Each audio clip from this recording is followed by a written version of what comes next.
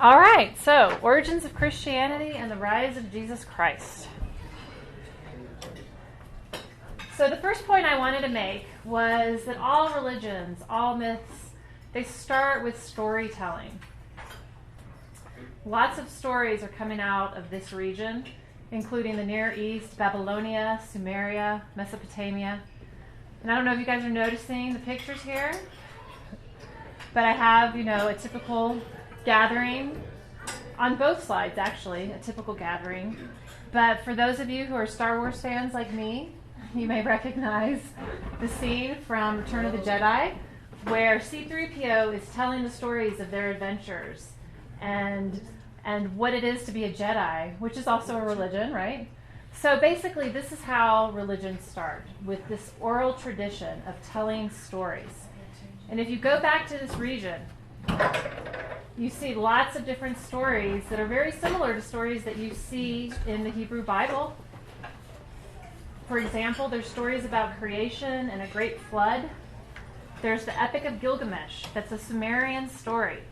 This tells poems that basically tell the account of a primitive man and of a world-destroying flood that's very similar to later stories of Noah's Ark and Adam and Eve. So these kinds of stories and more have been discovered by archaeological excavations, and they basically provide a spring of information on how these ancient stories are borrowed and transformed into religious narratives that we have today. It's a way of better understanding not just biblical stories, but how all stories arise and how they evolve, how they're retransmitted through the ancient world, and basically when these religions were formed. I feel like I'm kind of yelling. I don't know. Oh, we hear it. Yeah. Okay, I'll try to stand up a little. So just to give you some examples, I gave you the example of Epic of Gilgamesh. There's also one that's called the Enuma Elisha, which is a Babylonian story from the 7th century before Common Era. And there you have another creation myth, very similar to later Torah, so they actually called it the Babylonian Genesis. Now this is just to give you an idea of the area that we are talking about. So here we have, I don't know how well you guys can see this, but this is basically the Roman Empire. And you can see our point of interest, which is Jerusalem, Galilee, and Judea. And this was basically after Alexander the Great had conquered the Mediterranean and seized control of Jerusalem from the Persians, ushering in the Hellenistic period. So as you can imagine, this was a very desperate time for the Jews. They'd been in servitude to Rome for the better part of a century, and along with their loss of freedom, they were also taxed beyond endurance. So this was a very trying, challenging time for the Jewish people.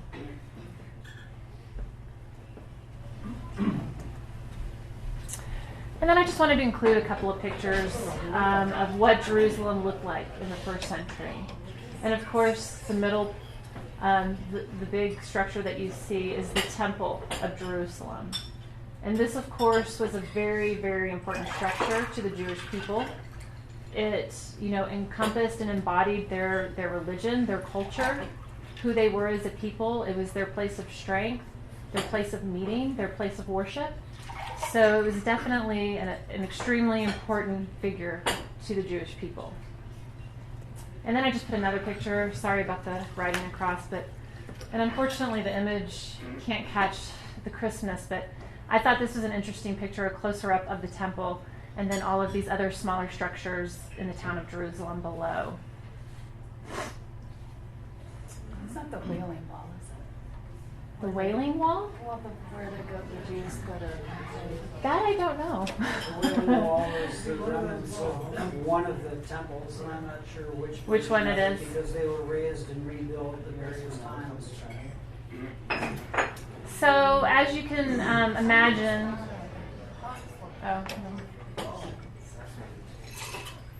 So as you can imagine, the Jewish people felt very persecuted and very demoralized. And so one of the ways that they responded to this predicament of Roman servitude came in 4 major forms of response.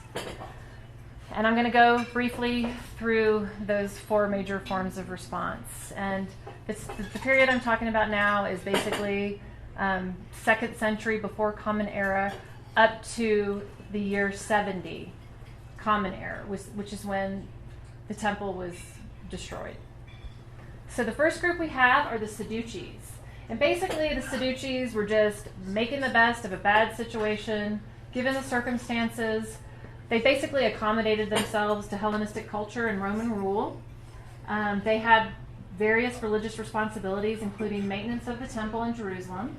They were responsible for performing sacrifices at the temple, and also the primary method of that was the primary method of worship at that time, sacrifice, and basically overseeing all sacrifices on the 3 festivals of pilgrimage to Jerusalem. And they were at this time the highest class in Judean society. From Sunday school, I'm remembering, is the pronunciation of that Sadducees? It probably is, and I'll just go ahead and tell you guys now, I'm going to be mispronouncing all of these words. And please, if somebody knows the way it's supposed to be pronounced, I have no problem with you correcting me. I went through this today. The Sadducees. I went through this today, and I'm like, I am going to butcher these words. But, all right. Thank you, Preston. So I'm taking a stab at the next group, the Pharisees. Does that sound right? That's right. So the Pharisees were all about keeping the Mosaic law. They sought to revitalize Judaism through strict adherence to the Mosaic law, especially its holiness code. The next group were the Essenes.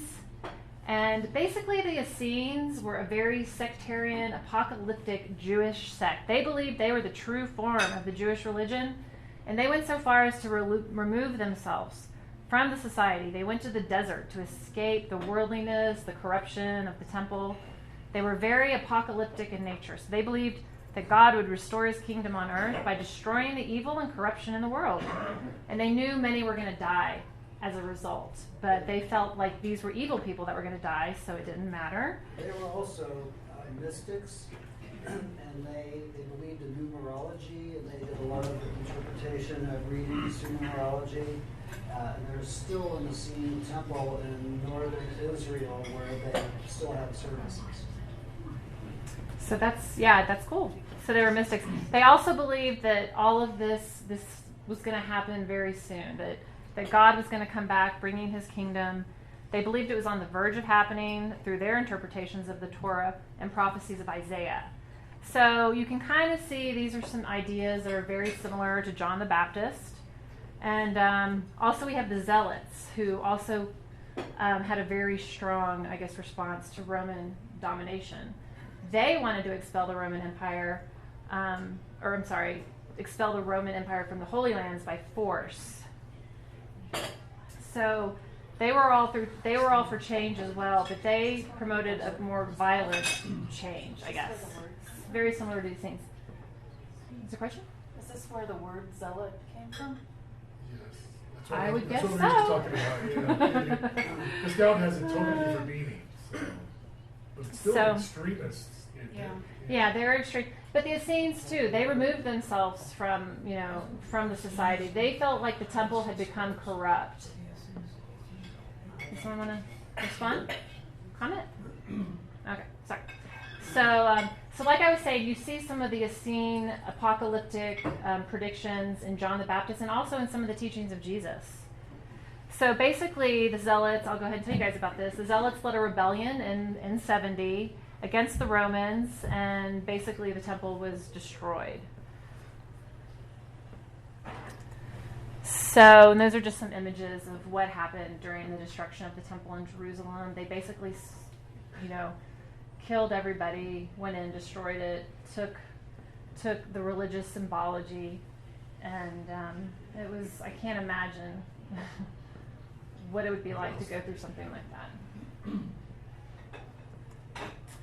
So moving on, we're going to go right into the life and death of Jesus Christ. So they don't know the actual birth date of Jesus, but scholars don't believe he was actually born in December. They base this on a variety of factors, one of those being that there weren't, shepherds didn't have their flocks out in December. That's one. And then the other thing is, and we'll talk about this a little bit later, with the pagan religions, and a lot of the symbology that was in the pagan religions kind of made its way over to Christianity. So they think he was probably born in late summer, early fall. And then there's the question, we know he grew up in Nazareth in Galilee, but there's also the question of Bethlehem. So a lot of scholars question whether or not he was actually born in Bethlehem. And the reason they question that is it was known that Jesus was from Nazareth. So the writers of the Gospels, there's 2 Gospels that talk about where he was born. They had to make him come from Bethlehem. The reason they had to make him come from Bethlehem is because that was what the prophecy said. Now, people at this time were very familiar with the prophecies of Isaiah. They were familiar with the talks of the coming Messiah. They knew what the predictions were. So the goal of the writers was to figure out a way to get Jesus born in Bethlehem. Now, if you've read Luke, if you've read Matthew, there's 2 different stories of how Joseph and Mary ended up in Bethlehem. So this has led scholars to think, well, there's not agreement here. Most likely he probably grew up in Galilee. So, and if you're interested in the different stories, I can go into that in the discussion section. So we know he was baptized by John the Baptist, and then he began his ministry. It continued for 1 to 3 years. He, of course, taught in parables, had crowds. Then he went to Jerusalem for Passover. He was crucified under Pilate around the year 27 to 33 Common Era. The number that I've heard used the most commonly is about 33. Sorry, I'm going to drink some water. Mm-hmm. Baptized? I thought he was a Jew. Why would he have been baptized? And if he was baptized, that suggests that there was already a religion that existed. Well, if you're familiar with John the Baptist, he was, doing what we call baptisms, right? That's the story in the Bible, basically. Baptized that he was into what? I don't know. I guess somebody who's. I guess it was still. It obviously wasn't Christianity at that point. There was still. Wasn't Judaism. Yeah, I don't know. That's the story in the Bible. Does someone who's familiar with the Bible want to discuss why he was baptized? Good question. That's a good question, because that's just what the Bible says.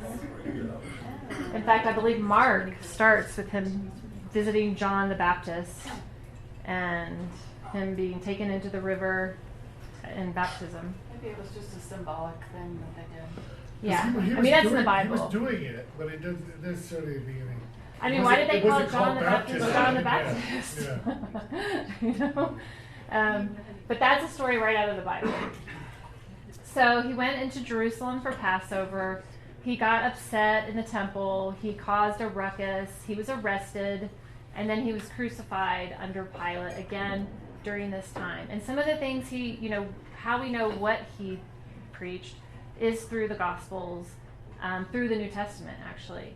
And so, some of his teachings did involve this apocalyptic vision, which, predicted the kingdom of God coming and evil people being, basically punished. But he was Jewish. We know that. He was born to Jewish parents. He was raised in the Jewish culture. He gathered around him Jewish followers and instructed them in the essence of what he believed to be the true worship of the Jewish God. But he did believe that God would intervene and overthrow the forces of evil and set up his kingdom on earth.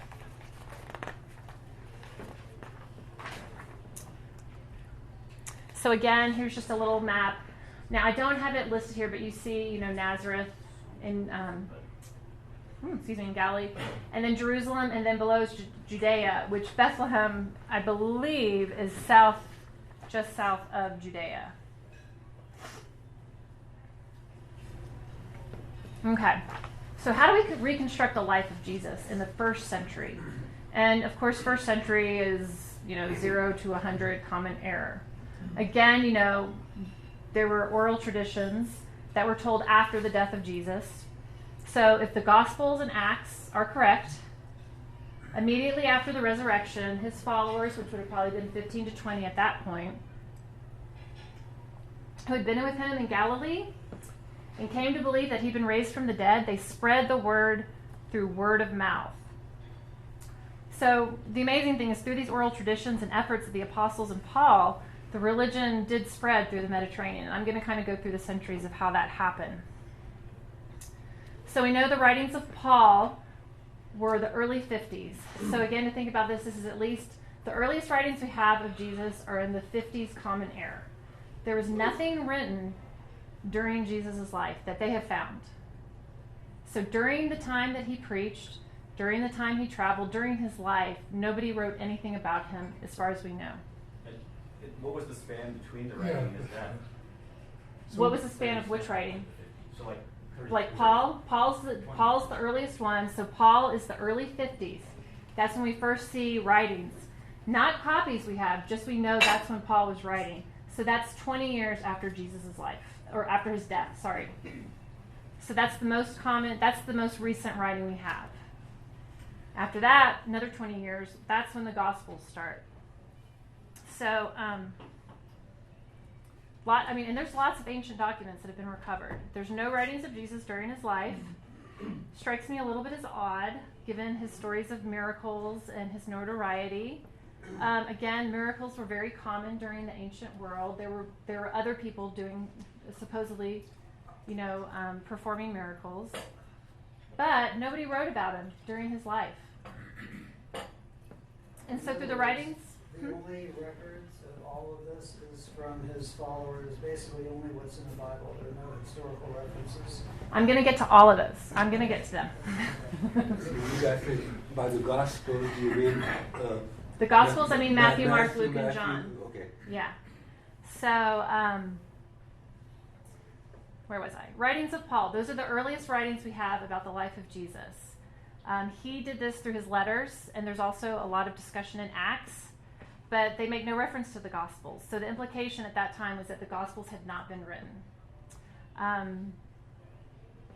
Back to the kinds of sources they have from that period, they really do, there's writings of religious scholars, there's historian philosophers, we have poets, we have natural scientists, writings of thousands of private letters from private citizens, inscriptions, but in no first century Greek or Roman source is there any mention of Jesus. So the earliest, and the other thing is there's no original copies of the canon. And when I say the canon, I mean the whole New Testament. They have no original copies of that. The earliest copy they have is what's called the Rylands Library Papyrus. It's also called for short P52. And it's basically a piece of papyrus that's about the size of a credit card. And it dates to the years 150 and 200 Common Era. So there's nothing in the first century. This is the earliest piece of evidence that they have. And it's a passage from John, the Gospel of John. Kathleen, what did you say the canon was? When I say canon, I mean the whole New Testament. So the New Testament is the 27 books, right? And part of that is the Gospels. So the canon is the whole New Testament. Okay, so now to Mark's question, did anybody write about Jesus? We do have mentions of Jesus from pagan, which by pagan, I mean Greco-Roman sources. The first one we have, the first mention of anything of Jesus, is in the 2nd century by a governor of a Roman province named Pliny the Younger.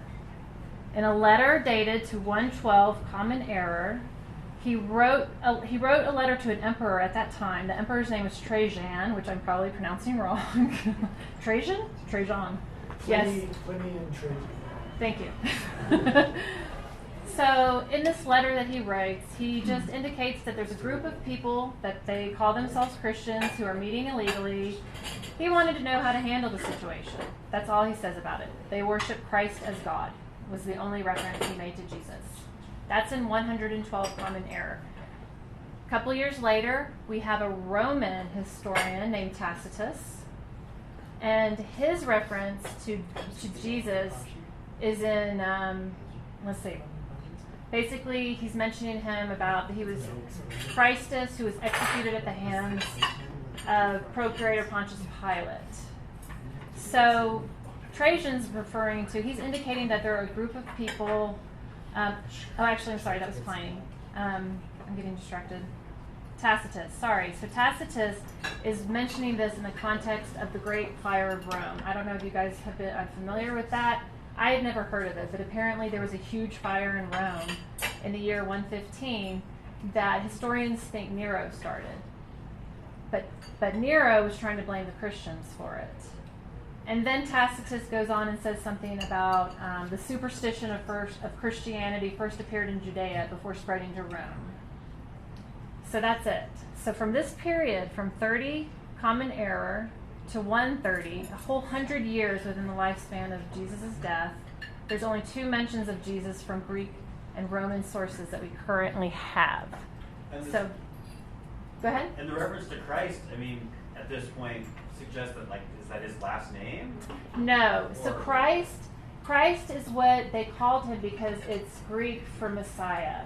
And so I'm going to go into a really big detailed explanation of Messiah, and we can talk about it a little bit more at that point, because I think it's really important, because it is a Jewish concept.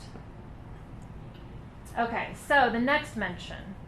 So the next mention we have is from a famous Jewish historian scholar, Josephus. Now he is a Jew. He fought against the Romans in the first Jewish-Roman War. He basically turned over and joined the Romans. One of his most famous writings are the Antiquities of the Jews. He wrote this around 90 Common Era. Again, this is 60 years after Jesus' life or death.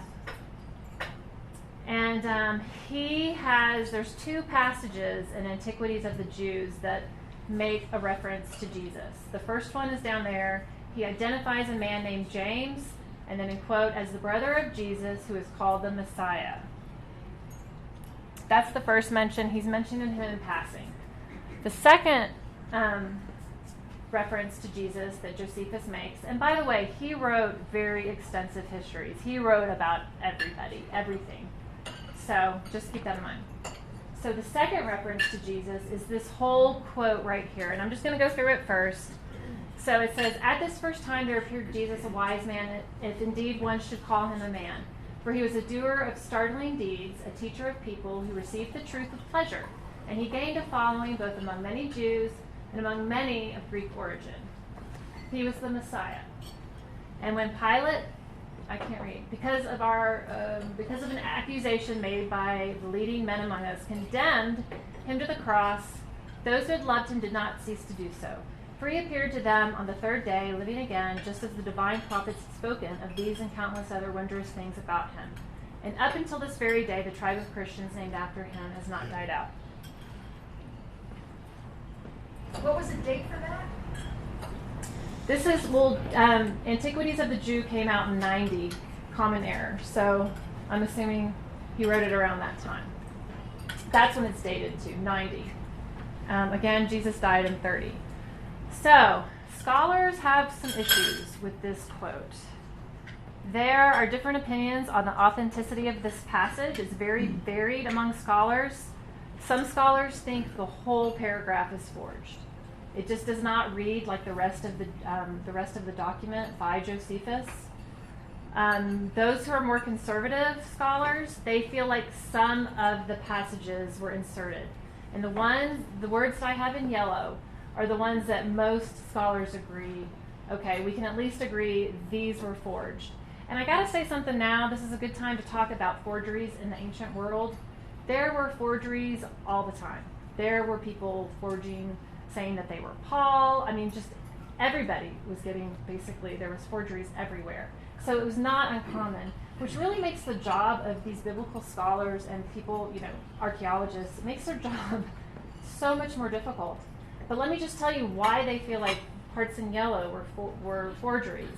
And one of them is, Josephus was a Jewish man. He never converted to Christianity. He would have never, in a document he was creating for Romans, he would have never called Jesus the Messiah. That would have been seen as treason. He also wrote very extensively about another man in another book he wrote. Let me see the name of that. Yeah, the War of the Jews. He declares that a man named Vespasian fulfilled the messianic oracles. So there's just really no way that Josephus would have written that at this time. But they do know that the way things, they didn't have copiers back then, so people made copies by hand. There were scribes. And what they say probably happened was that a Christian scribe saw this and let's just add a little bit more to this. and probably added his own version of things to it, which was not uncommon during this time. There was tons of forgeries. And I'm going to talk a little bit more about that when we get to some other things. But he does bring up a good point about the Messiah. And again, he was never converted to Christianity. He'd been a Jew his whole life. So it just, again, doesn't make sense. But it brings up the concept of Messiah. So let's just talk about, I'm taking a slight detour. And talking about the concept of the Messiah, the coming of a Messiah or Messiahs. So there we have that Christ comes from the Greek word for Messiah. And this concept of a Messiah arose in a period after consecutive conquest over Jewish territories in ancient Palestine. I mean, they were conquered by the Persians, by Alexander the Great, and then the Romans. And so, they felt this image of, according to the Hebrew prophets, the Messiah would rescue Israel from the oppressors and return Jerusalem to the Jewish people and usher in an age of peace. So you can imagine the desperation of these people at this time. I mean, they have no hope. They're hopeless. So it's easy to see how this concept of a person saving them would be very, very appealing. Well, the Jews were looking for a military Messiah. And I'm going to get to that too. So let's go on. So you see I said Messiah's question mark, and I'll tell you why in a second. So they believed that this Messiah would bring an apocalyptic intervention. And they did have different concepts of a Messiah. So one of the concepts was the kingly Messiah that would come from the line of King David. Now this is the one that, they thought of as a very strong character who would lead the war, who was very strong.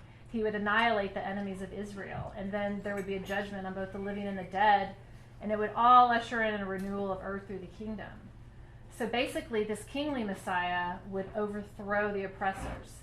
They also had ideas about a prophet Messiah, the return of Elijah, which was the most endeared prophet of Jewish people. So they also had this kind of character coming, or a similar figure. And then lastly, they had a priestly Messiah, a perfect high priest that would purify and liberate the land. And you can see a little bit of these elements in all of the characters, in all of the, in Jesus, as a combination of a little bit of all of these. And so this warrior fighter was definitely the most prevalent with the line coming from David. That was, foretold in the Hebrew Bible. So that was an important part of the Messiah character. And just to give you an example of some of the Jewish groups or sects that did believe in multiple messiahs at this time would be the Essenes. So remember, the Essenes were the apocalyptic Jewish sect that removed themselves from society. They went to the desert. They felt they were the true form of the religion. They believed in two messiahs. They thought there would be two. They thought there would be the priestly Messiah that would restore the purity of the temple at Jerusalem, and then a kingly warrior Messiah that would lead the war against the evil and the enemies of Israel. And they believed the coming age would come to an end, and a golden age with God's kingdom on earth would be ushered in through these messiahs. So that does sound familiar, right? A little bit. There's no evidence of an Essene influence on Jesus, but we definitely see these apocalyptic ideas, first in John the Baptist as described by Josephus, and then many others believe Jesus was a follower of John. So it's not hard to see how these ideas of an apocalypse kind of got transfigured into Jesus. And I just thought that was really cool. That was this was where they lived. This is where the Essenes, they lived in these caves, which is kind of neat. And they had, that's where they found the Dead. Oh, did I mention that they were associated with the Dead Sea Scrolls? So all of the writings of the Dead Sea Scrolls, those were the Jewish Essenes that wrote that, and they had them in these clay containers in these caves. Okay, so now let's talk about the concept of Jesus as the Messiah.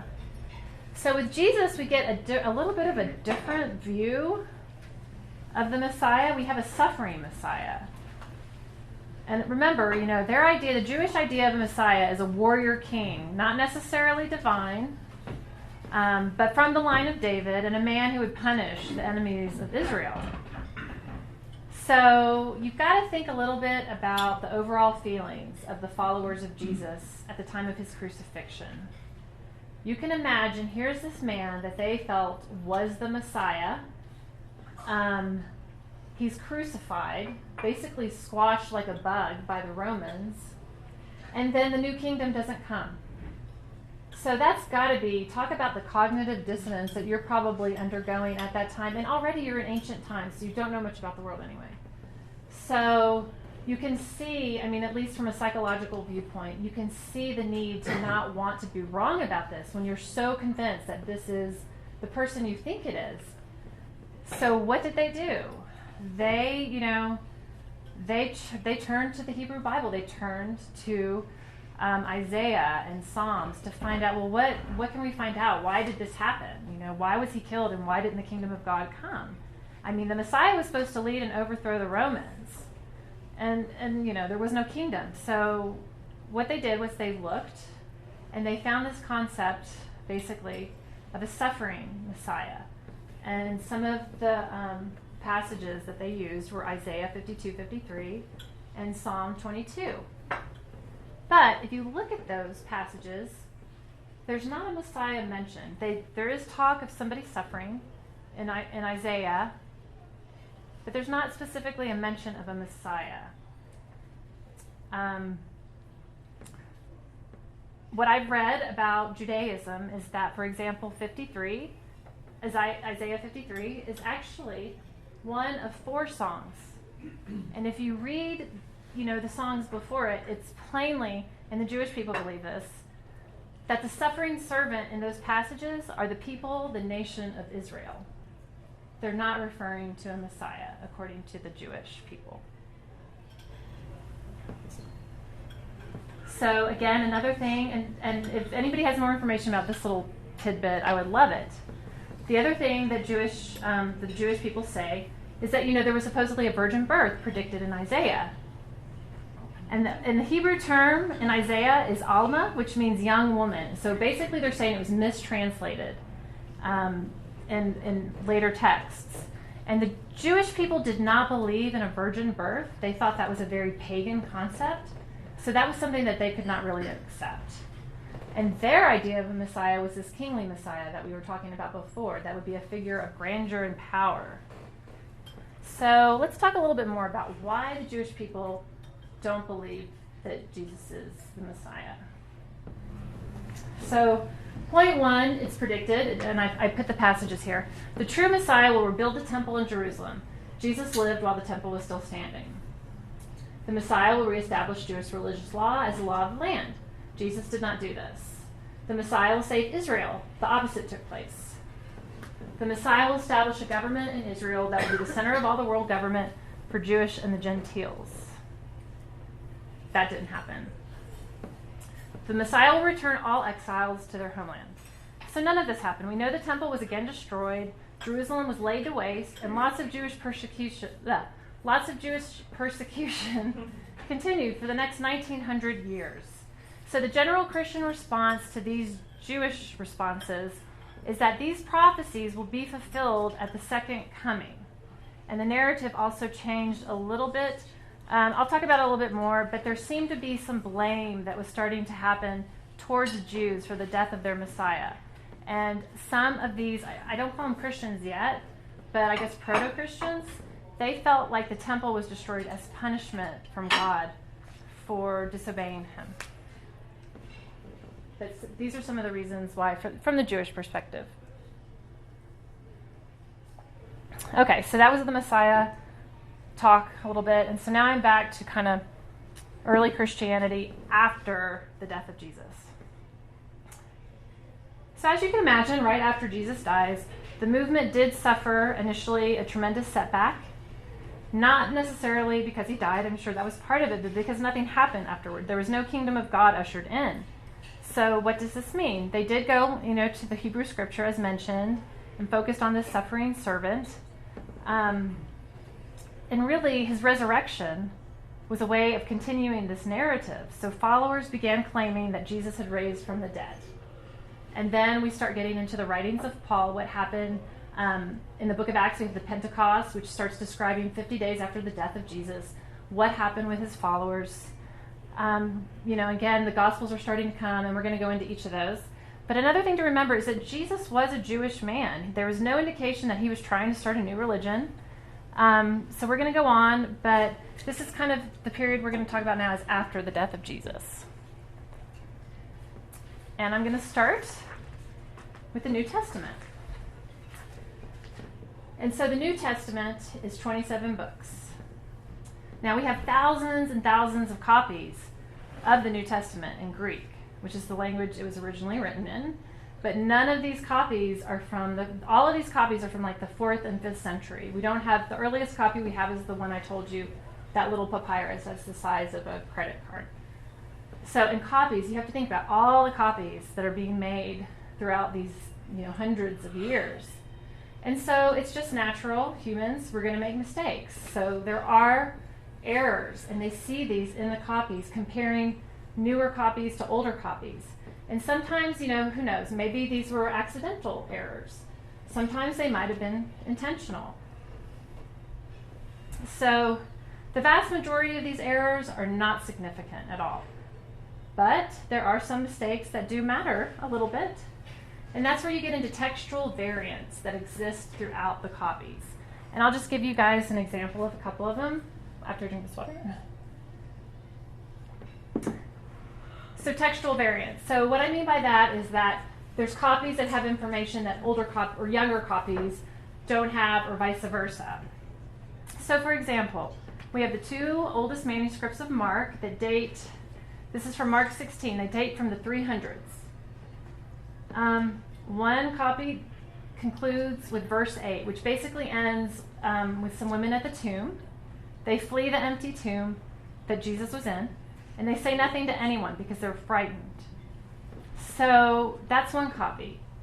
But then you get to other copies of Mark, and there's a whole other story added of what the women do that's different from this earlier copy. So they know that there was scribes that were probably adding to the stories, or thinking, oh, I think I'm going to make this one a little bit different, so I'm going to add this. So that happened. Another example, are you guys all familiar with the "He who has not sinned, cast the first stone"? Everyone knows that one, right? Well, that's not found in John and earlier Greek manuscripts. So we know, or the scholars know, that earlier versions did not have that story. So somebody added it later. These are just 2 examples, really. Oh, here's a good one. So Paul's injunction to women to be silent in churches and subordinate to their husbands was not originally part of 1 Corinthians 14, but that was added later by scribes, most likely to keep women in their place. You're so thinking. So these exist. And then I talked a little bit about the focus of the Gospels, because if you look at, the 4 Gospels, their tones are a little bit different, and they focus on different elements of the life of Jesus. So I'm going to go through briefly each of the Gospels and talk about them with you guys. And I'm doing it in the order of when they were written. So the first Gospel that we know was written was the Gospel of Mark.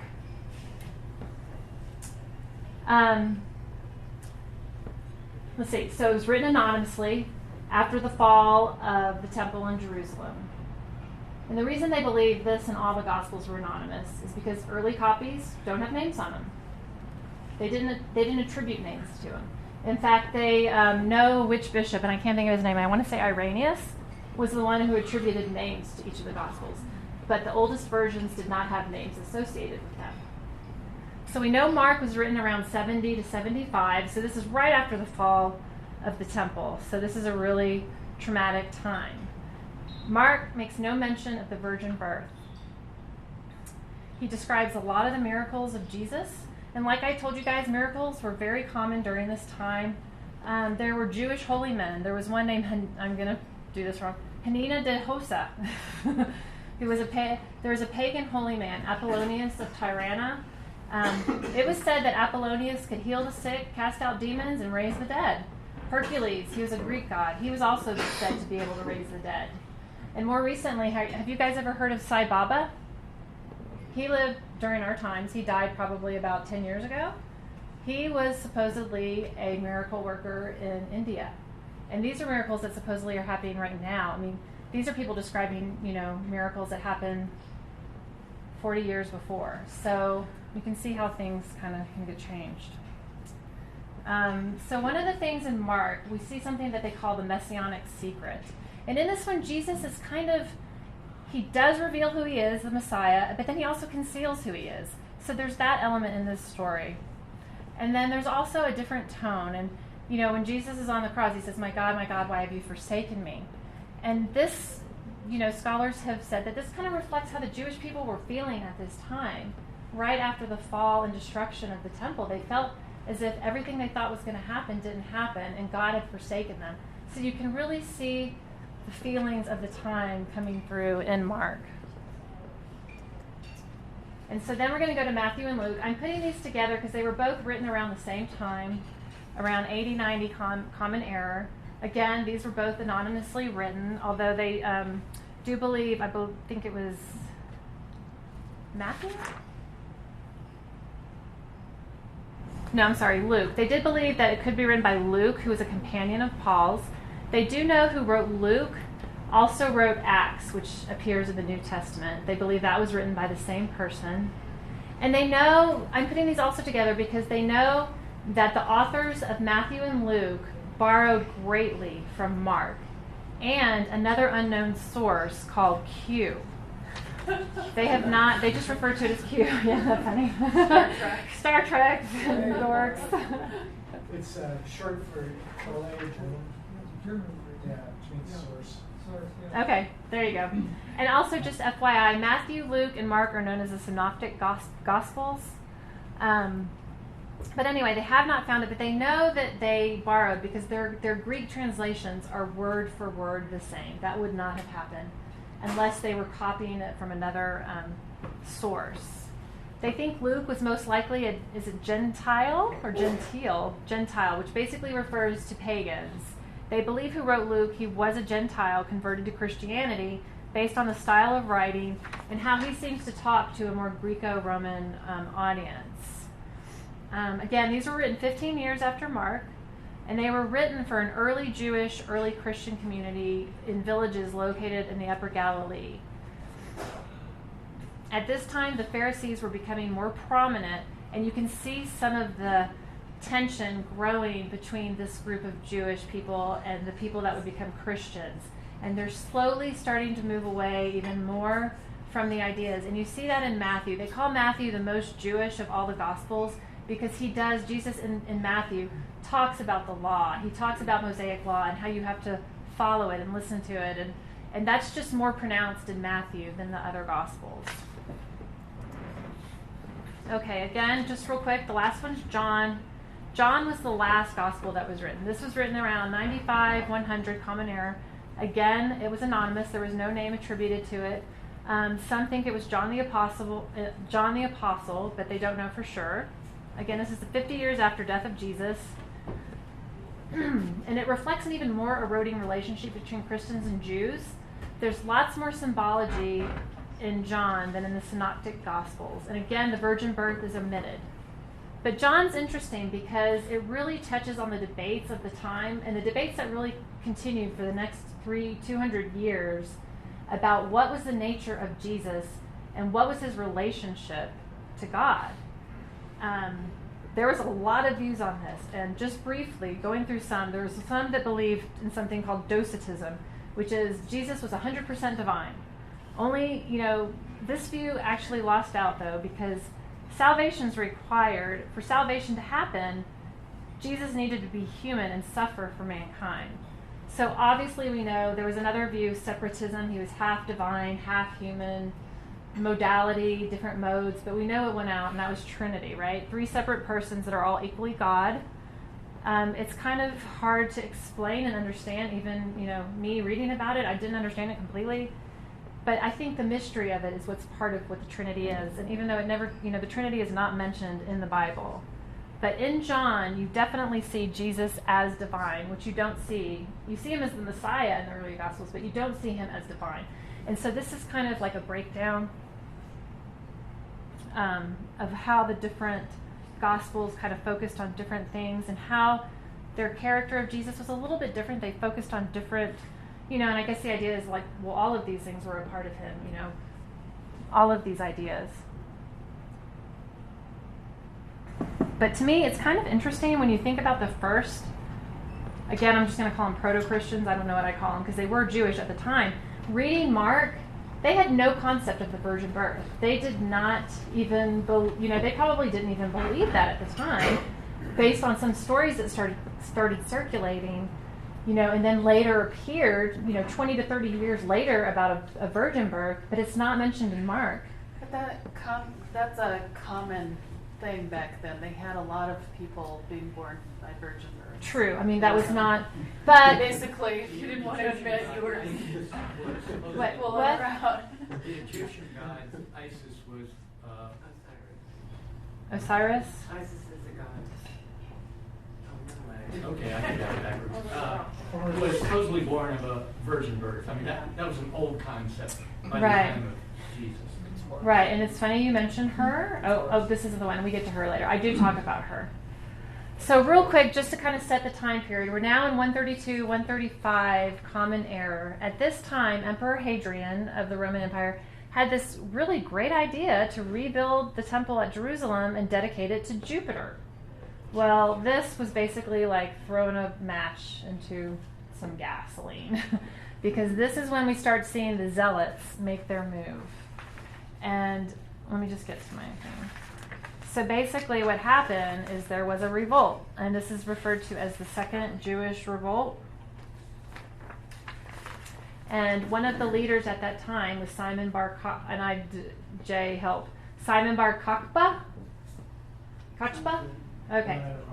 So he led the revolt against the Roman Empire, and he claimed to have, be on the Davidic line. So many Jews at this time thought he was the Messiah. He was called the Messiah. In fact, they called him the Prince of Israel. They were so convinced, some of the Jews, that he was. Of course, ultimately he did take Jerusalem back for a short time, but ultimately he was defeated. But the thing that caused even more of a rift between these proto-Christians and the Jewish people is that they were not helping with this rebellion. And at that time, the Christians were like, we have our Messiah. This is not our Messiah. So you guys are on your own. And so that was basically causing more of a break between these new and old Jewish people. So somebody mentioned Isis. Here's an image of Isis, which is interesting because she is suckling her child, Horus, which is very similar to images of the Virgin Mother, right? So this is just to give you a little bit of perspective. Now that happened, the Second Revolt. Now we're moving into the 3rd and 4th centuries. And what's going on at this time?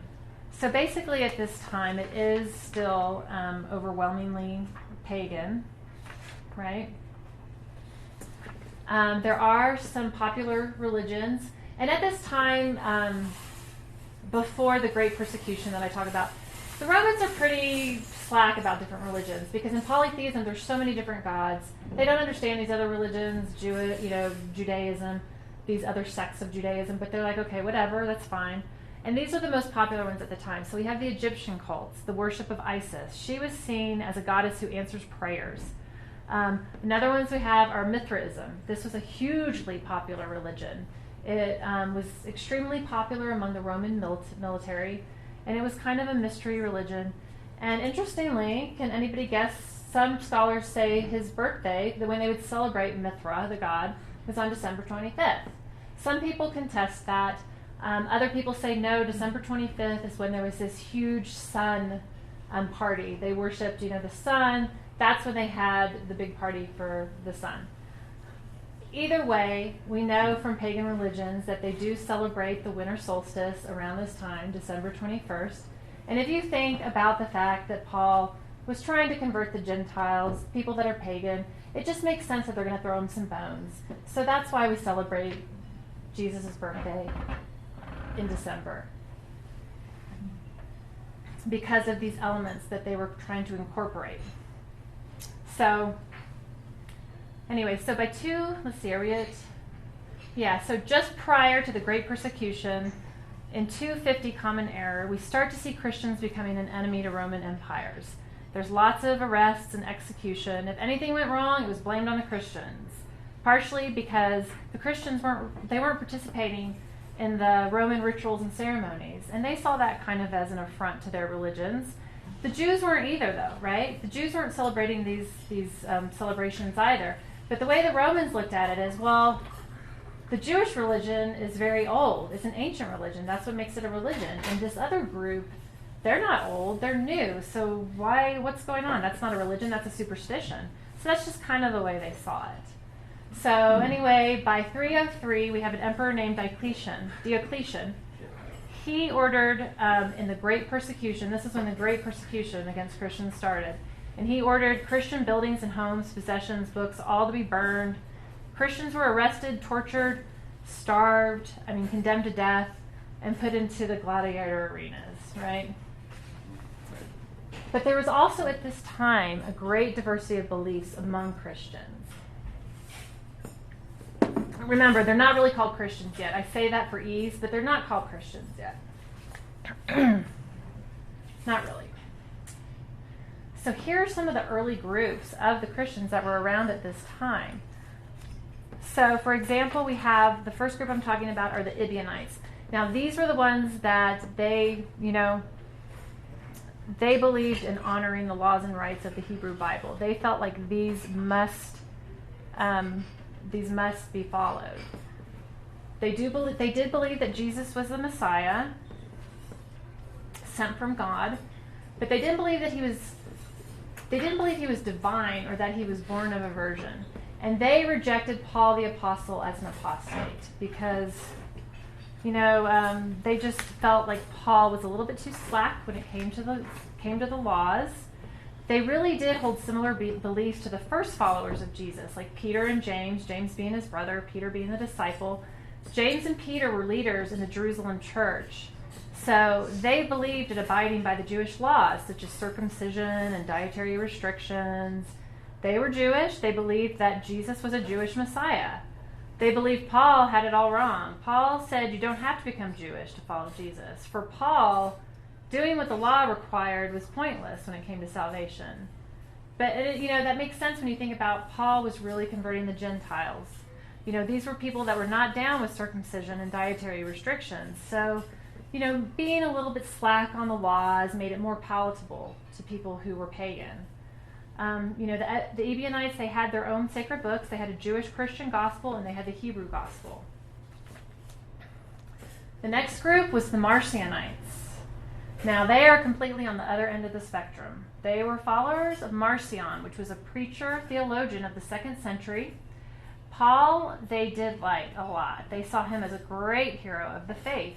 He was the one apostle who actually understood the message of Jesus and its relation to Jewish law.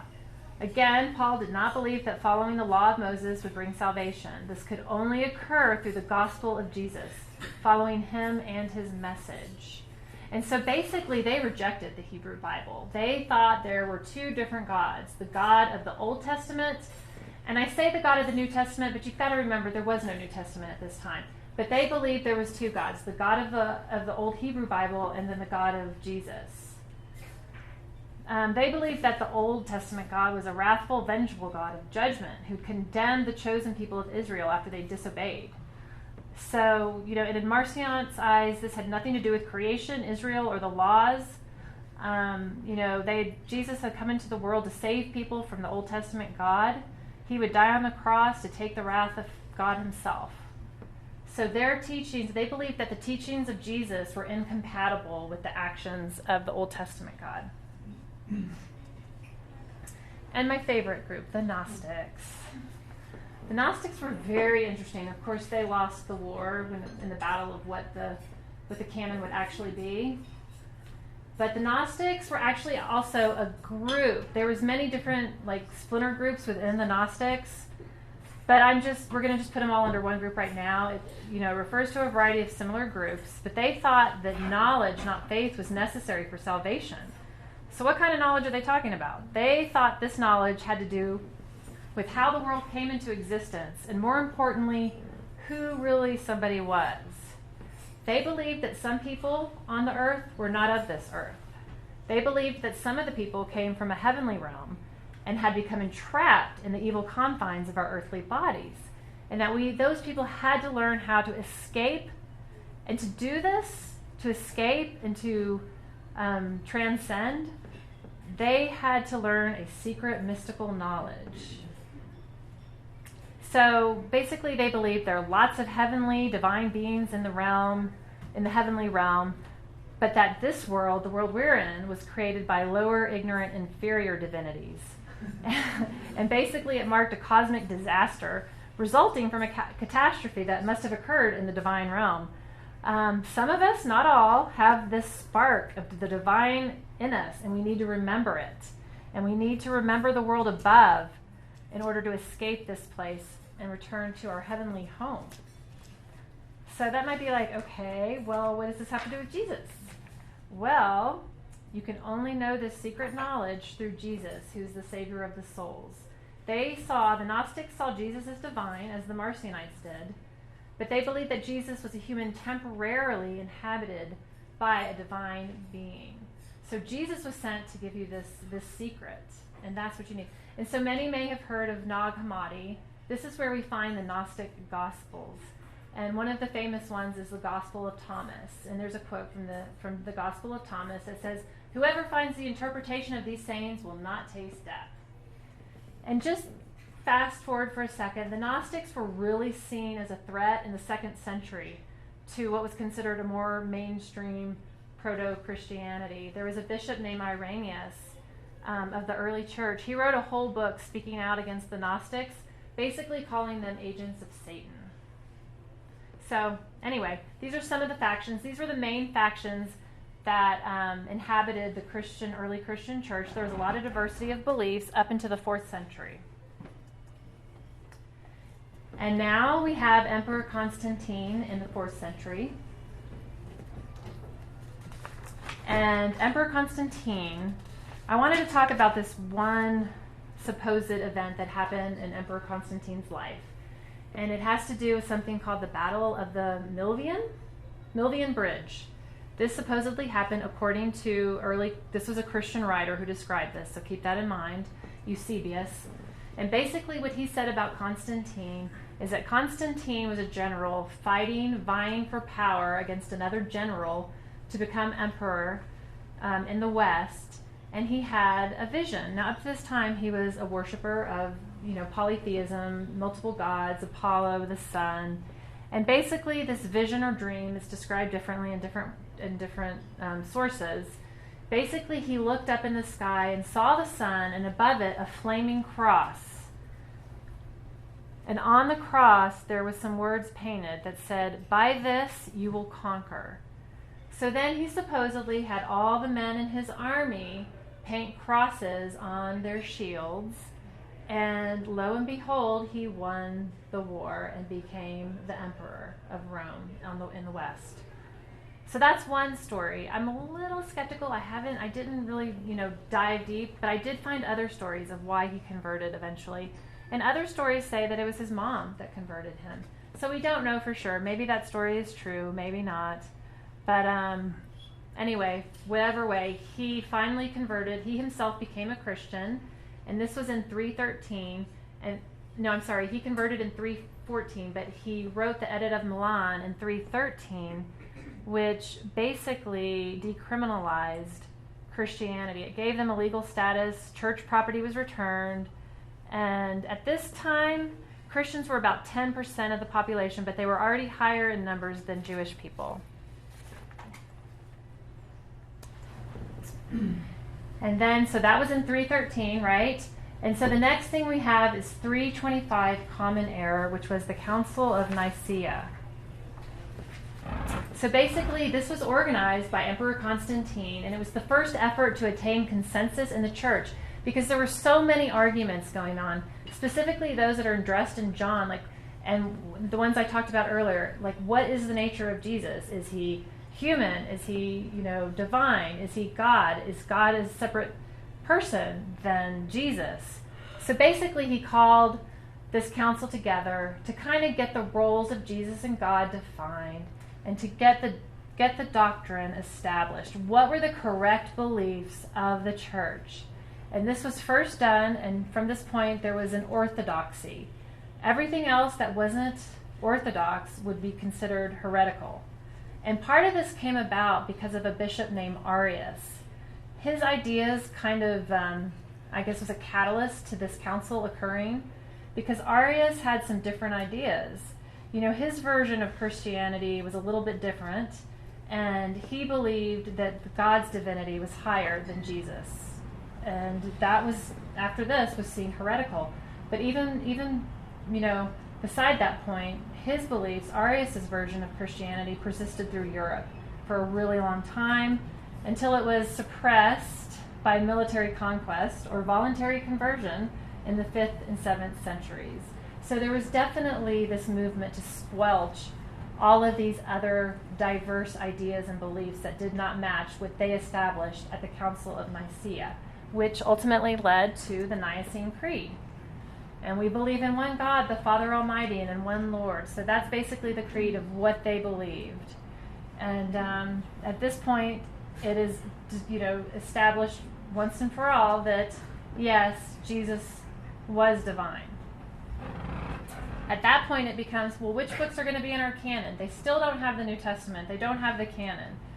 So they had to decide, all right, well, what books are we going to include? There's tons of books they can pick from. We know the books that ended up, the 27 books that ended up. But I'm just going to go through a list for you guys. Oh, this isn't the... Yeah, this is the list of some of the books that... No, it's not. Sorry. I get to some of the books that are included. But let's just talk about the official canon. So the official canon was finally established in 367 BC. This is basically after almost 300 years. So the first record we have of the Christians listing these specific 27 books that we know was in 367 Common Era. There's also some other copies. There was other copies before that, the Codex Sinaiticus, that had different books in it. Some of them were the same, some of them weren't. And then there was one called the Muratorian Canon. That was from the 2nd century. And those are some of the books that canon included. Some of them were the same as the New Testament. Some of them were different. The Shepherd of Hermas, the Apocalypse of Peter. We don't see those in the New Testament. So was that the Council of Chalcedon in 367? Yeah, I think so. Mm-hmm. So basically, the New Testament canon was the first attempt at compilation, and then they finally got that one. And then there's some that didn't make the cut. And that's a Gnostic image. So some of the ones that didn't make the cut, the Coptic Gospel of Thomas, which I didn't really talk about, but basically it's just comprised of sayings of Jesus. Just sayings. The Gospel of Mary, the Acts of Thecla, 3rd Corinthians didn't make it. Letter of Barnabas, who was a close companion of Paul. This was actually written by an anonymous author in the voice of Barnabas, and it's actually found in that earlier canon, the Codex Sinaiticus that I talked about. And then the Apocalypse of Peter. And that one, the Apocalypse of Peter gives a really weird description of heaven and hell. It says people are ecstatic in heaven and suffering in hell, but that their torments depend on what acts they committed on earth. So, for example, habitual liars were hanged by their tongues over eternal flames, and women who braided their hair to make themselves attractive to men in order to seduce them are hanged by their hair over fires. So this is all in the Apocalypse of Peter. Then there's a Coptic Apocalypse of Peter, which that's referring to a Gnostic version. So this was the Gnostic Christians who came up with that one. And this one gives a really interesting depiction of the crucifixion of Jesus, which is a little bit different too. And in this one, Peter has a vision of Jesus being arrested and crucified, and a figure above Jesus is smiling and laughing. And then all of a sudden Jesus is standing next to Peter and he says, "What is happening?" And Jesus explains that the soldiers are only crucifying his outer shell. The one above the cross is his true self, the spiritual being who cannot suffer, which fits well with the Gnostic narrative of Jesus the man being temporarily inhabited by the divine being that is Christ. He saw our human shells as clay vessels and were not our true beings. And of course this got cut because it was considered heretical by the proto-Orthodox Christians. So this is the last slide, guys. So going from that point on, they finally have their canon. 4th century and beyond, Emperor Theodosius declares Christianity the official religion of the Roman Empire in the year 380 Common Era. All non-Christian temples are closed. And it continued as a single institution until 1094. And then we know we've got the Eastern Orthodox and the Roman Catholic splinters. And then obviously in the 16th century, which you could do a PowerPoint on each of these, the Protestant Reformation. So that's basically, I'm bringing you guys to this point. I looked at some statistics.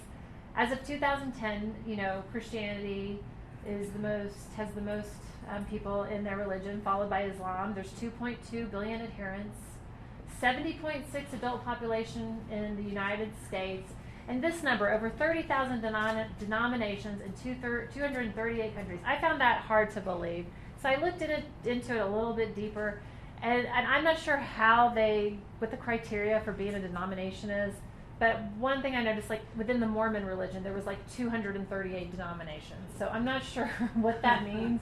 But there's a lot of splinter groups, a lot of denominations of Christianity. So that brings me to the end of the presentation.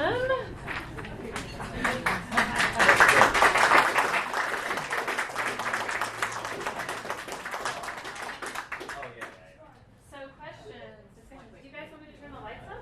Or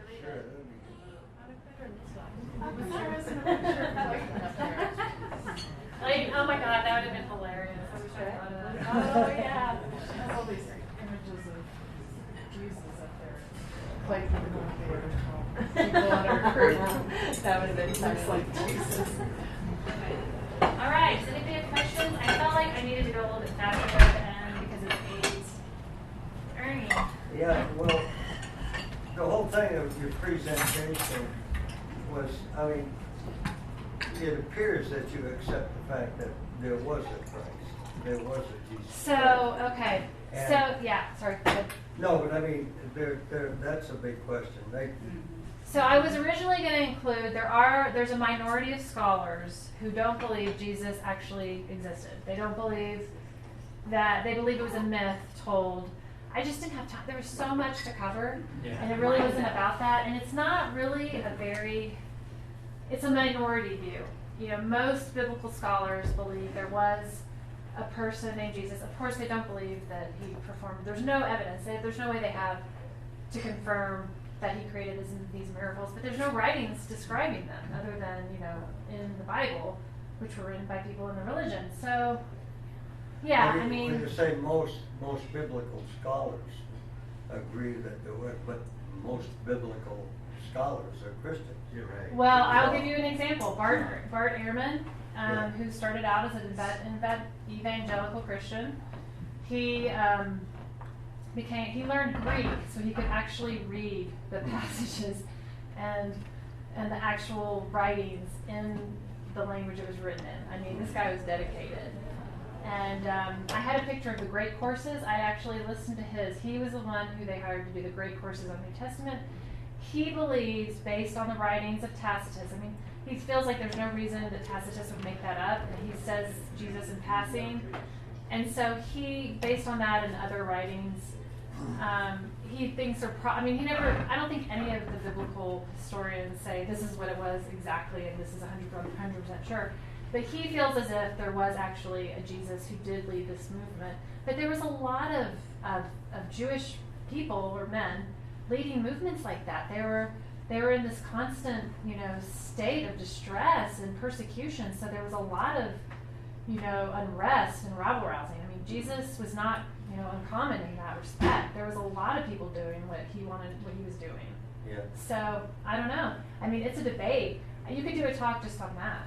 Well, yeah, it's becoming more and more of a debate because of other scholars, other than being Christian. And I've read him and Bart's book.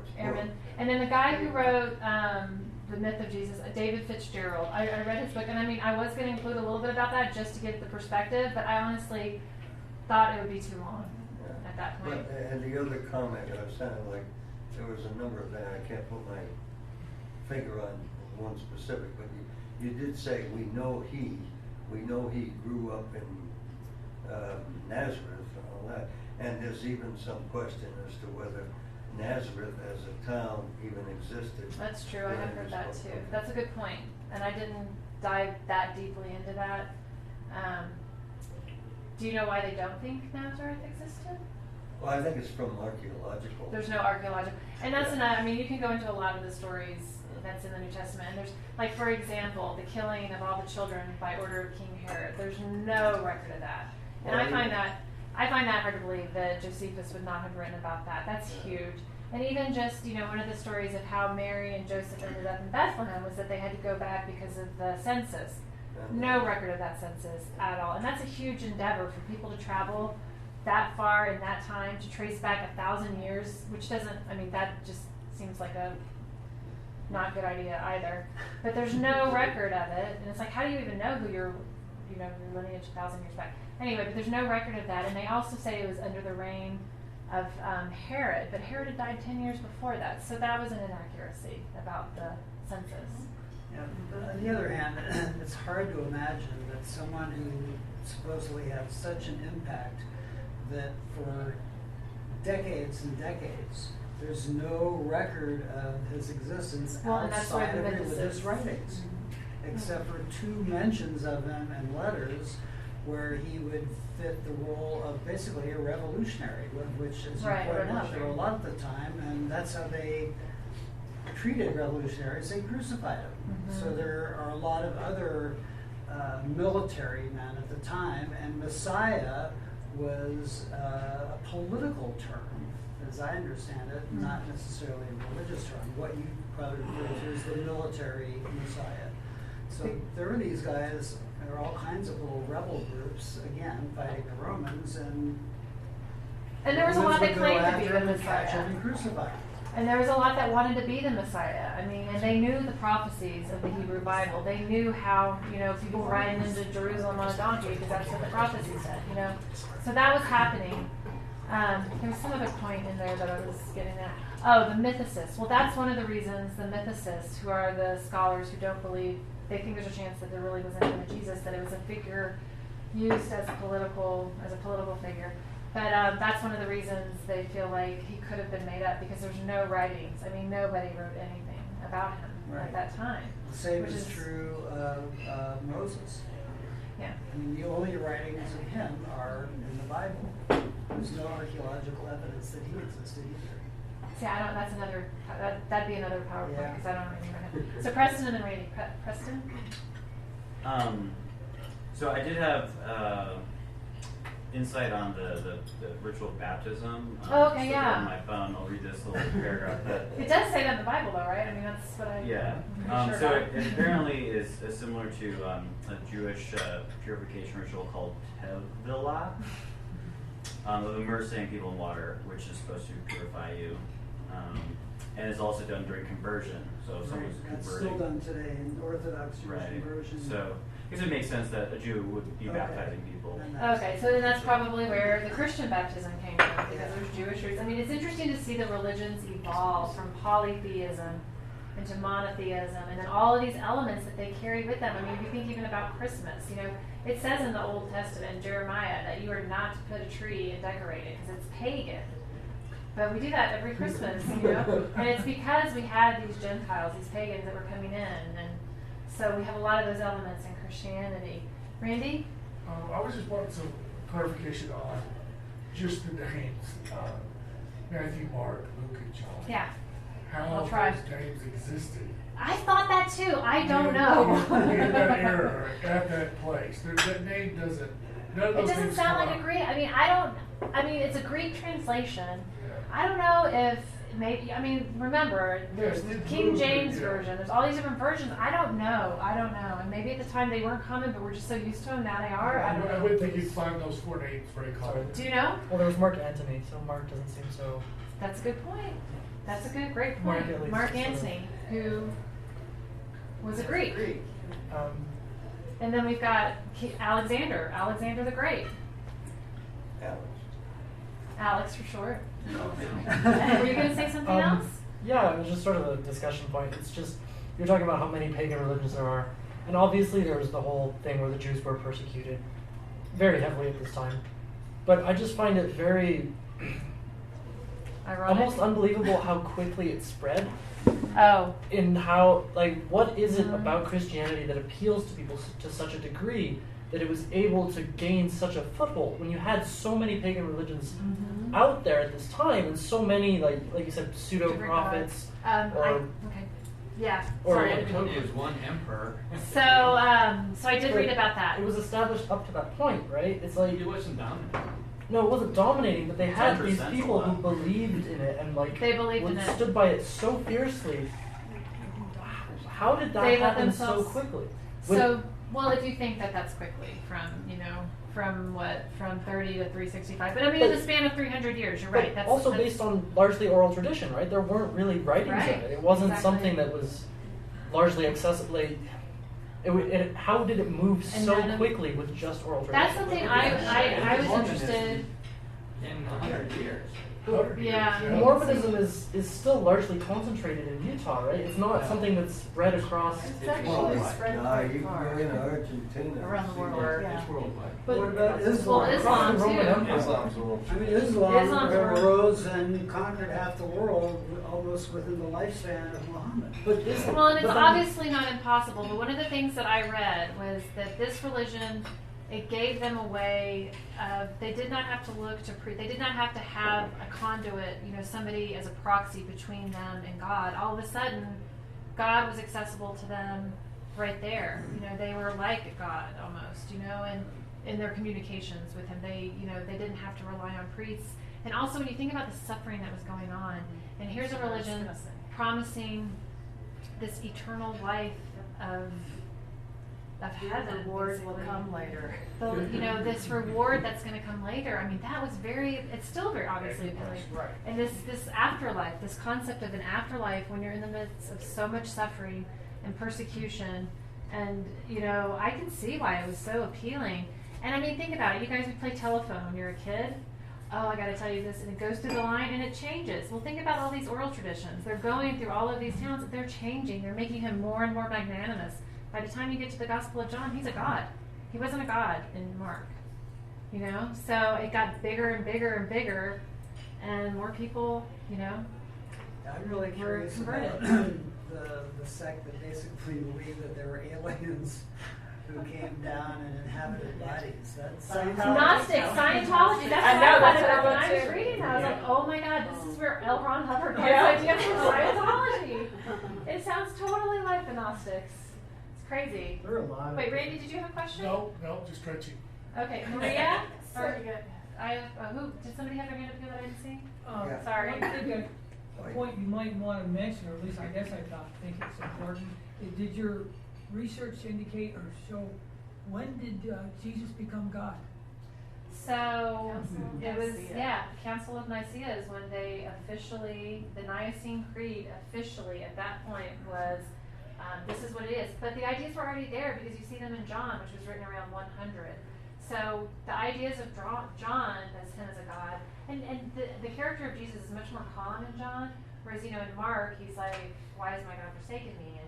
And so There is a specific time in that Jesus movement when he was accepted by his followers as God. yeah. And your author that you're referring to wrote a whole book on it. Are you talking about John? Bart Arham? Oh, Bart Ehrman, yeah. And I don't know exactly when the time was, but I know it had to have been between the time John was written and by the time they nailed it down, there were the ideas that he was the God that were basically being circulated around. But they had other ideas, like I mentioned, that he was part God. Well, And then they were talking about, well, how can he be different than God? Is he talking to himself then? So, I mean, I still am kind of fuzzy agree on the concept of I the think Trinity. Bart, the author you referred to, says he officially became God among Jesus' movement when they saw him after he died and rose. He became God then, but he wasn't a God. In Mark, he was not a God in his earthly life. Whereas in John, it sounds like he was always a part But of the divine. the complete movement accepted that concept then. Well, I'm not an expert, so I mean, I can that's argue what he about it, said. but I don't know. I don't know exactly. If you look up his name, or you look up Bart's name, Bart Ehrman, yeah, I've read he's got it. a whole book on that. Yeah, when on that Jesus whole became yeah. a God. Yeah, But I think that was when it happened. in Mark, he was not a God till he died. He was not, and then it seems like the concept kind of became, well, he was a God the whole time. He came from the divine world onto earth. He never was just a regular human. Whereas it seems like in Mark, he was a human, but then became a God. I don't know. I don't know. He was an alien. The Gnostics were wrong. That he was an alien. But that was a big debate in the church. The relationship between his divinity and God and the Trinity, you know, is it one God? Because then if you're saying there's more than one God, well then that's not monotheism anymore, right? It becomes polytheism. It's a mystery. It's the mystery. The mystery of the Trinity, right? And that's what they would say. It's a mystery. So. I think he'd get his story straight. Okay, Maria or Preston, I don't know Go ahead, which one is Maria. first. Okay, so to go back to how long it took for Christianity to take foothold, but if you look at Protestant religions, they've only been around for 500 years, and look how much of a foothold they have taken. All of them were based off Christianity. Right, but it did take. I don't think 300 years is long. And isn't Christianity based on Judaism? Right, exactly. They're all So kind of technically it's based on each other, at least the Abrahamic religions. Christianity is based on Christ. But it's from religion. I mean, when they were worshiping Jesus, they were Jews. I mean, it didn't become a different religion till many years later. I mean, Jesus was a Jew. He wasn't trying to start a new religion per se. There's no indication he was trying to start a new religion. He was trying to teach them the proper form of worship in the Jewish religion, which he thought they didn't have right. At that point, though, like, what was the lifespan of a person in, like, how many generations? 800 years. I mean, no. But what was the lifespan actually of a person, and that's how many generations? That's a lot more generations than we have in 300 years. I mean, at that point. Yeah, right. That's a good Well, point. when you don't have TV, it's really good to Story indoctrinate. Yeah. So Preston, right? Okay. I found the statistic 10% before the reign of Constantine pretty remarkable. That you were suggesting, or someone was suggesting, that 10% of the population of the Roman Empire was Christian to some degree. Was that right? That was at the reign? That was after the reign. That was after the reign of Constantine.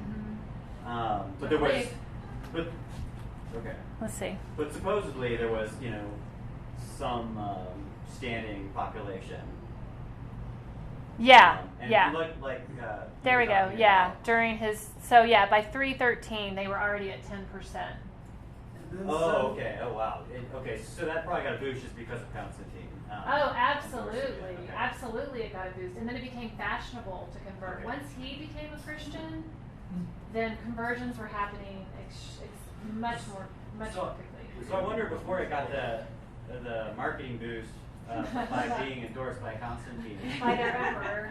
if it, it seemed to me that maybe it had an appeal in that time period, where there was harsh rule, where there was, empires being built, people being conquered, probably lots of different classes, lots of oppression, I suppose. To me, it seems like Christianity kind of fits a niche that, and I don't know this, but it seems to me that Christianity is one of the few religions that was not developed or founded, was not associated with a reigning or like a power complex, like a nation. Like it was always the fighting the status quo in a way, right? It wasn't ever associated. It wasn't originally associated with like a nation or a group of people. Well, because they were Jewish. I mean, they did not. I mean, I don't think they thought of themselves in the It was beginning. just a schism within It was Judaism. yeah. It was like, no, you're interpreting the religion wrong. This is how you're supposed to interpret the religion. Right. And then finally, the schism just became so much that the beliefs were so different, as far as especially with the Messiah. I mean, there were some Jews that did not believe. Right, and they never really got the main stage until Constantine, right? Right. In Jewish society. And so Right. they were always these kind of underdogs. And I feel like in a social sphere, like where you're constantly under the rule of someone else, even if you are a Roman citizen, you know, but you're you're lower class or something like that, or a slave, you know, it would be appealing to have this, like, ability to appeal to righteousness and some sort of power or some sort of Right. afterlife. I know, like conspiracy theorists. I know the real story of what's going on. Right, and so it kind of this self-empowering belief, Right. even though Self-fulfilling. it's not endorsed by the current reigning. Well, and the irony, which to society. me points out the humanness of all religions and why you can see they're created by men, is that Christians were persecuted for so long, and then once they got in power, what did they do? They persecuted. So, you know, it's just human nature. Well, you keep mentioning that these early Christians were Jews, but Yeah, it's hard to- really, were they? How Well, do we that was know debatable then. I mean, because when did, I mean, you Well, we only know- got writings, you know, in the 2nd, 3rd century, and then there were other people. Well, there's no declaration, you know, there's no declarations prior to that time of saying we are not Jew. You know, a lot of, I mean, some of the splinter groups, they were like Mosaic law. We accept Jesus as the Messiah, the Ebionites. We accept Jesus as the Messiah, but the law is the way to salvation. So there was it's like an evolution. You see a little bit of it coming, and then a little bit more, and then finally you get to a point where it's a different species, you know? And one more comment Okay. on the rise of, you know, Christianity and all that, but it's appealing. I mean, because Yeah. you go into the Mormons, and we're Mormons. Most of the Mormon converts were from Europe, in these heavily industrialized countries, Britain, Germany, and so on, where these common people had no hope whatsoever of anything. And then this guy comes over promising them, you know, personal God and the planet and all of Right. I mean, and if there was one true religion, everybody would, I mean, why does everybody think their religion is the true religion? I mean, Yeah. you know? So, Clear up some confusion, please. I'll try, I don't know, I'm not I'm an expert. assuming these people that wrote the Gospels were contemporaries of Jesus. What's that? They're not. They're not. Okay. I mean, maybe who wrote Mark, he would have been an I'm old thinking man, he must but have- not the later ones. I'm looking at life expectancy then. And Oh, yeah, and that's if and you not live that a whole many- life. 25, 30 years. Yeah, the first gospel was written 50 years after Jesus died. So that, And they There's probably two weren't generations. young, I mean, they were just born. So they were basing it on stories they heard, Okay, oral that's- traditions, I yeah. thought it was something they, prior to this, I thought it was something they had seen. Well, no. And then they borrowed from other, like Matthew and Luke borrowed from Mark. And they borrowed from this other source that we haven't found, that they haven't found. Okay, I don't know if there's You can go first. No, you go. You go. I was just also going to say about the spread of religion, and I was just thinking about it more, and how you said about how many traditions they adopted from other religions. And then you look at Islam or Mormonism, which also spread quickly, as you guys said, or Protestantism, and they're all largely based off existing religions, right? And so, like you said, how it was easier for the pagans to convert to Christianity because Christianity adopted a lot of their own traditions. Right. And so it's much easier to make that sort of smaller transition than a full transition. I guess. Right, and from what I read, this caused conflict between Paul and Peter and James. There was a lot of, I mean, again, I don't know if this is true, but it seems like there was a lot of conflict because they were already arguing over how important laws were, the Jewish laws. So let's go like 5 more or one or two. Yeah.